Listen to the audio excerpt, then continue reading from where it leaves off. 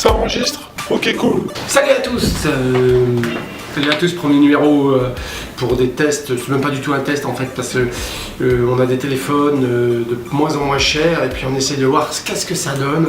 Et puis là, on va faire un premier téléphone que j'ai acheté il y a 2 mois. C'est un Kikamix, le Kikamix bien connu et que tout le monde recherche parce qu'il est vraiment pas cher et que donc moi j'étais le premier à chercher un petit peu qu'est-ce que ce téléphone pouvait bien avoir dans le ventre. Alors voilà, le Kikamix, donc je l'ai acheté il y a 2 mois sur Gearbest.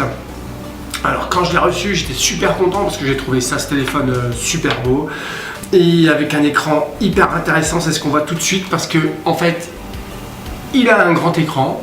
Alors, à savoir que moi je suis un ancien possesseur de iPhone et un grand fan d'iPhone parce que je trouve que c'est des téléphones complets qui fonctionnent très bien et qui dans la vie de tous les jours, que ce soit à la maison ou de manière professionnelle, ils font ce qu'il y a à faire. Enfin, c'est des téléphones sans surprise, c'est des téléphones qui vous aident au quotidien.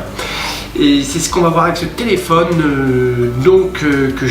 qui est 10 fois moins cher qu'un iPhone 10. Et c'est pour ça que j'ai franchi le pas, je suis retourné sur Android. Quand j'ai déballé ce téléphone, j'étais super content parce que effectivement je le trouvais beau, grand, sans être aimant, immense et énorme. Et il avait surtout un très très bel écran. Et cet écran, en fait, il occupait toute la surface.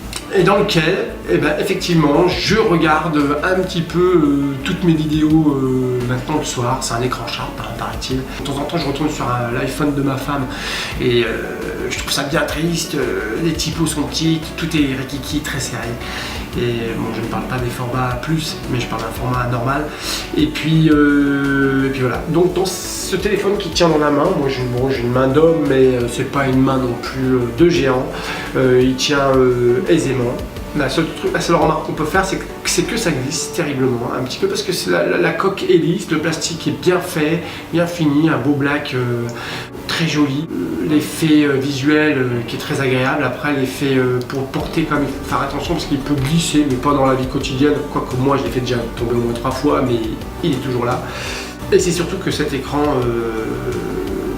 résistant et beau. Donc oui, il est beau, même le cadre est beau, le téléphone est bien structuré et en plus c'est solide puisque c'est tombé plusieurs fois. Mais voilà, quand on regarde le soir dans son petit lit la vidéo, ça peut échapper ici parce qu'il n'y a pas trop de bords. Alors on est bien content qu'il y ait ce petit bord là sur le côté, certains râlent là-dessus, mais moi je trouve ça bien parce que en fait ça permet de bien tenir le téléphone.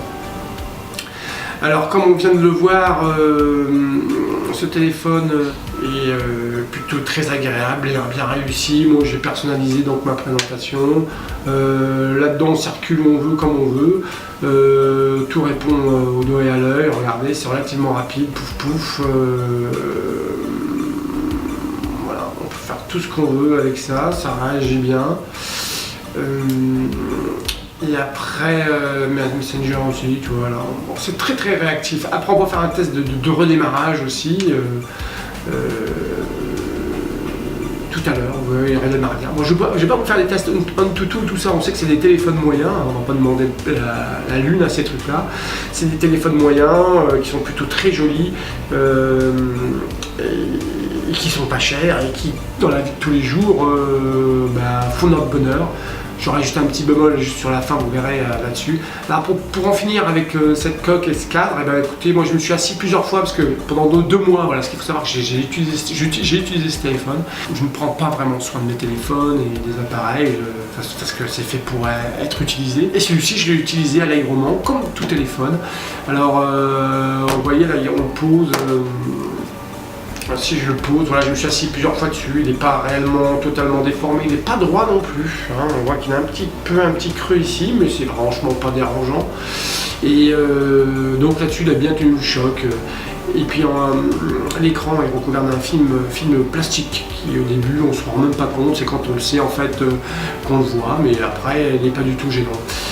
Après en ce qui concerne le reste, l'utilisation, toutes les applications tournent super bien, que ce soit des jeux, que ce soit de la vidéo. Bon, la vidéo c'est le grand plaisir avec cet écran magnifique.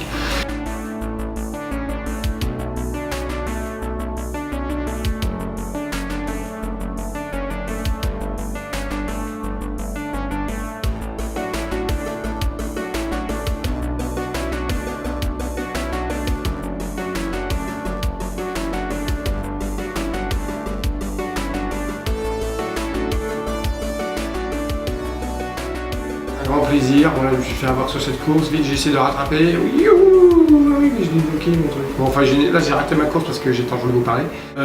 Tout fonctionne. Après, le seul truc qui peut se passer sur ce téléphone, c'est que moi quand je l'ai eu, mais j'ai essayé de régler cette affaire avec Gearbest et puis carrément le constructeur Kika. C'est que effectivement voilà, vous voyez j'ai souvent un écran noir de retour. Alors je pense que j'ai un problème avec mon système Android. Donc là ça se fait un petit peu désirer. Alors parfois ça revient, mais parfois effectivement mon système Android, mais ça je lui garantis, moi je l'ai eu dès le début, ce système Android me pose quelques problèmes. Moi j'ai en profité pour redémarrer ce téléphone car on va voir qu'il redémarre assez vite, reboot, qui redémarre relativement vite. Donc test en toutou je fais pas parce que comme nous tous on a lu ce qui se passait, hein, c'est un peu comme les tests des véhicules Volkswagen et autres, tout est fait pour répondre au moment, au doigt et à l'œil. Donc après configuration normale, c'est un téléphone qui marche tout à fait normalement comme tous les téléphones. J'ai pas de grande surprise. Après, à savoir, ici, moi je vis pour l'instant à Montréal, Canada, donc ça fonctionne. Hein, parce qu'on peut vous dire, bon, ça utilise la 3G sans problème, donc c'est un bon plan à savoir. Sauf dans le métro, là ça passe pas vraiment, pas du tout, mais moi je m'en repose, hein, parce que je suis pas non plus un fan de téléphone. Après, enfin je suis pas un fan, je suis pas un accro diabolique, je peux faire autre chose, je lis par exemple. Et dans le métro. Et donc toutes les applications fonctionnent bien, l'écran est super, le cadre est fantastique, regardez il démarre relativement rapidement, hein, c'est pas plus long et plus court qu'un autre, voilà ça le fait bien. Toutes ces applications fonctionnent, le seul truc c'est l'environnement donc Android qui chez moi je pense bug. Hein, c'est ce que j'ai eu. Alors là, j'ai une autre amie qui a commandé un Kikarix qui va me confirmer chez elle si ça tourne parfaitement bien, je vous dirai. Après, ce téléphone, voilà, oui, bon, hop, j'ai reçu des messages entre temps, tout fonctionne, ça c'est. Voilà, moi j'ai vraiment rien à dire, en plus je le trouve vraiment très très beau. Alors cet écran, bien sûr, il est aussi grand que les autres, hein, que les autres marques, Ulefone, tout ça, qui vous font des trucs un petit peu plus géants. Mais celui-ci, moi je vous assure que son écran équivaut à tout ça. Vous voyez, j'ai presque 7 cm en largeur et 12 en longueur. Et puis je crois que j'ai une diagonale de presque 15, c'est ça.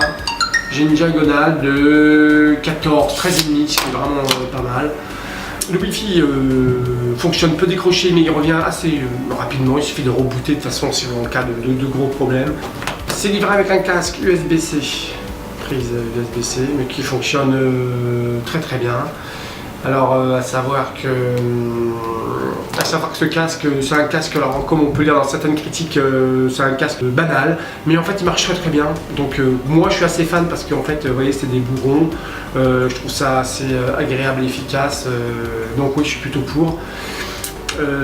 Après ce casque effectivement il a plutôt une tendance dans les médiums, mais je trouve ça aussi plutôt agréable. On n'est pas obligé de mettre très fort pour écouter parce que le son est relativement équilibré. Donc un casque tout à fait efficace pour le prix, hein, 144 $ canadiens, à peu près une 90aine d'euros, moins de 100 € en France. Sur Gearbest, ça vaut quand même le coup.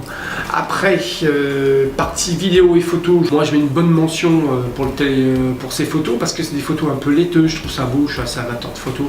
Et quand je trouve que c'est un appareil qui fait des photos intéressantes, je ne le retouche pas parce que je trouve en elle-même hyper intéressante. La définition n'est pas franchement au rendez-vous, mais c'est beau parce que les noirs sont déjà présents et puis les blancs un peu nuageux, donc moi je trouve ça assez fantastique. Et après en vidéo aussi, donc on retrouve cette ambiance un petit peu nuageuse, laiteuse, et à savoir que là-dessus vous ne pourrez pas vraiment faire un reportage parce que effectivement le son n'est pas vraiment tout le temps au rendez-vous. Alors c'est un peu la faiblesse sur ce téléphone. Oui, on peut faire des petites vidéos amusantes pour la famille, mais après professionnel, non, c'est pas comme un iPhone. On ne peut pas en abuser parce qu'on ne retrouve pas la définition, on ne retrouve pas le son, la qualité sonore, donc non. Mais ça fonctionne quand même. Alors après, si vous voulez, je peux mettre des notes globales. Note globale, téléphone en apparence, contact, tout ça, ergonomie, je lui mettrai un bon 8 sur 10. Après, photo, je lui mettrai un bon 7 sur 10 aussi. Tout pour les vidéos, je mettrai un 5. Après, ce téléphone, en matière d'écran, je lui mettrai un bon 10 points. En matière d'Android, je lui mettrai un 4 points. Et en utilisation globale, je lui mettrai quand même un 7 points, parce que c'est un coup de cœur. C'est un coup de cœur. Alors, dès que j'ai réglé moi ce problème d'Android, parce que je vous en parlerai, je vous dirai ce qu'il en était, parce que je vais essayer de faire une espèce de reconfiguration générale de l'usine de l'appareil, mais j'attends d'avoir mon Cubo X18 ou X10 qu'on va bientôt voir ensemble. On va faire là un test de déballage et puis un test au bout de 2 mois pour voir si ce téléphone est toujours bien.